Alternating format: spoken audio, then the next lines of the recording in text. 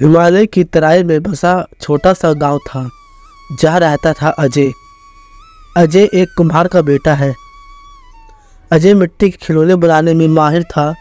बचपन से ही वो खेत देखता था, अपने पिता को चाक पर बैठकर जादू की तरह मिट्टी से खूबसूरत खिलौने बनाते हुए। अजय भी यह करना चाहता था, लेकिन नियति को कुछ और ही मंजूर था।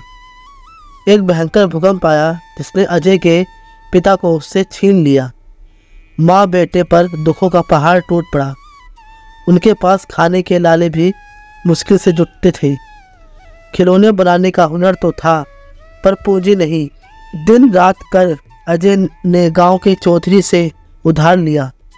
मिट्टी लाकर वो खिलौने बनाने लगा, पर उसकी मेहनत पर मानो ग्रहण लग गया हो। सबसे पहले बने खिलौने बारिश में भीगकर खराब हो गए। फिर बाजार में किसी को खिलौने अच्छे नहीं लगे। हताश होकर अजय ने सोचा, शायद ये काम मेरे लिए नहीं है। मिट्टी का स्पर्श जो कभी उसे खुशी देता था, अब बेजान लगने लगा। एक शाम हताश अजय नदी के किनारे बैठा था। सूरज ढल रहा था। आकाश धीरे धीरे अंधकार में होता जा रहा था। तभी उसे एक बूढ़े व्यक्ति की आवाज़ सुनाई दी। बेटा, इतना उदास क्यों हो? अजय ने अपना दुखड़ा उस बूढ़े को सुना दिया। बूढ़ा ध्यान से सुनता रहा, फिर बोला, बेटा, सूरज हर रोज डूबता है, ये प्रकृति का नियम है। पर यह अंधेरा हमेशा नहीं रहता। सुबह फिर से सूरज निकलता है। उम्मीद की रोशनी कभी नहीं मिटती। बूढ़े की बातों ने अजय को झकझोर दिया। उसने सोचा, हाँ, मैं हार क्यों मान रहा हूँ? थोड़ी सी असफलता से तो घबराना नहीं चाहिए। अगले दिन अजय ने नए जोश के साथ काम शुरू किया।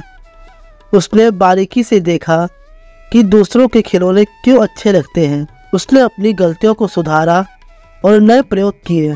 धीरे धीरे उसके खिलौने न सिर्फ मजबूत बने, बल्कि ज़्यादा आकर्षक भी लगने लगी। कुछ समय बाद ही अजय के खिलौनों की मांग पूरे गांव में बढ़ गई, फिर आसपास के इलाकों में भी होने लगी। अजय ने कर्ज चुकाया और अपनी माँ के लिए एक अच्छा सा घर बना लिया। अजय की कहानी हमें सिखाती है, जिंदगी में मुश्किलें तो आती ही रहती है।